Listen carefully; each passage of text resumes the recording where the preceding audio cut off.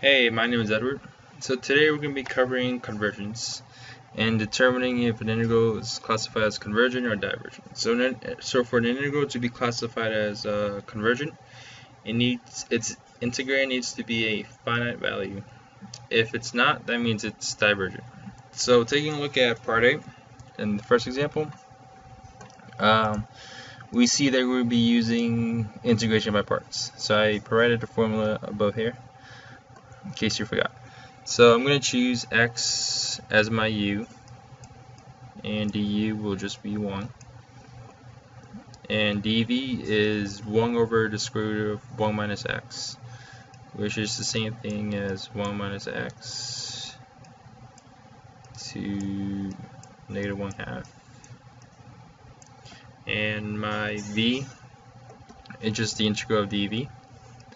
I'm assuming everybody knows how to integrate. So the base remains the same, add 1 to the negative 1/2. And you need a 2 here to cancel out the 1/2 once you pull it down after you derive. So now we have all the variables set and ready to plug in for the integration by parts formula. So the first half of the formula, you need your uv, which is just 2x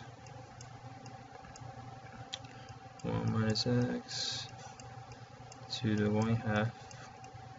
And the second part is another integral with v du.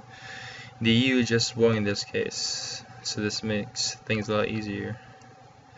We have 1 minus x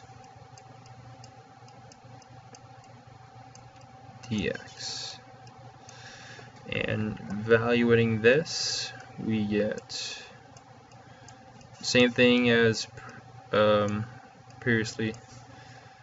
Base remains the same.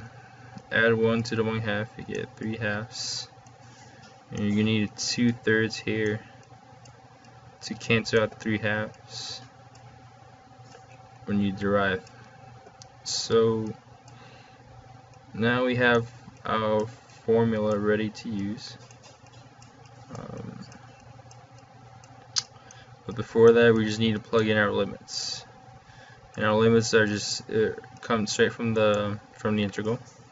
Upper limit is 1, lower limit is 0. So plugging in 1 for x, we see here it's just going to be 0, and here it's going to be 0 as well.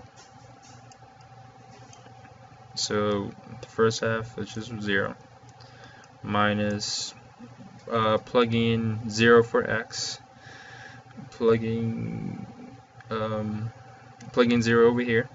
This goes away, everything goes to 0, and we have 1 minus 0, just 1. 1 raised to 3/2, 1 raised to any exponent, just 1. And so now you just have 2/3 times 2, and don't forget the minus sign right here. So just negative 4/3, which is equals 4/3, making this convergent, since it's a finite value. Now taking a look at the other example, just give me a second.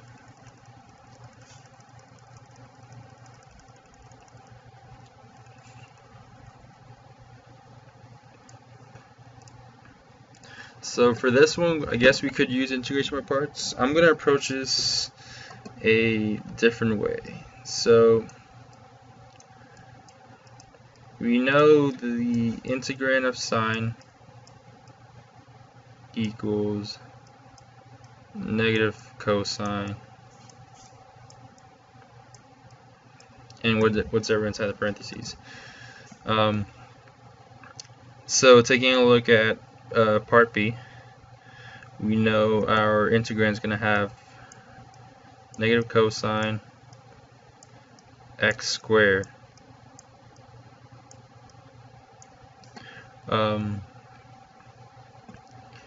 This has to equal x sine x squared.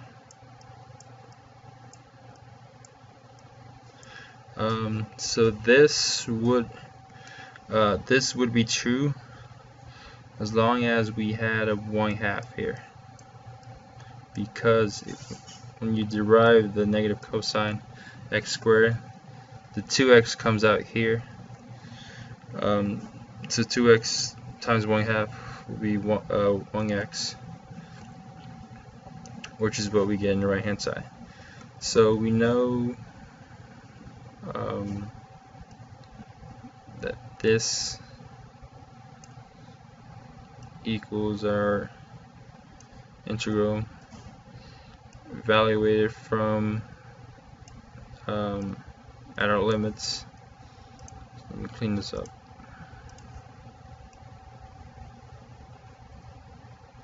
So plugging in infinity for x.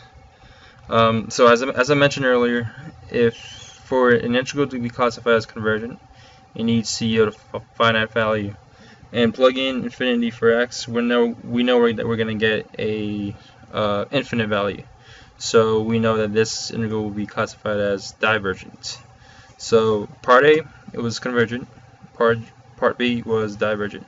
Part A, because when we integrated the integral, we got a finite value, which was 4/3, and for part B, it was an infinite value, making it divergent.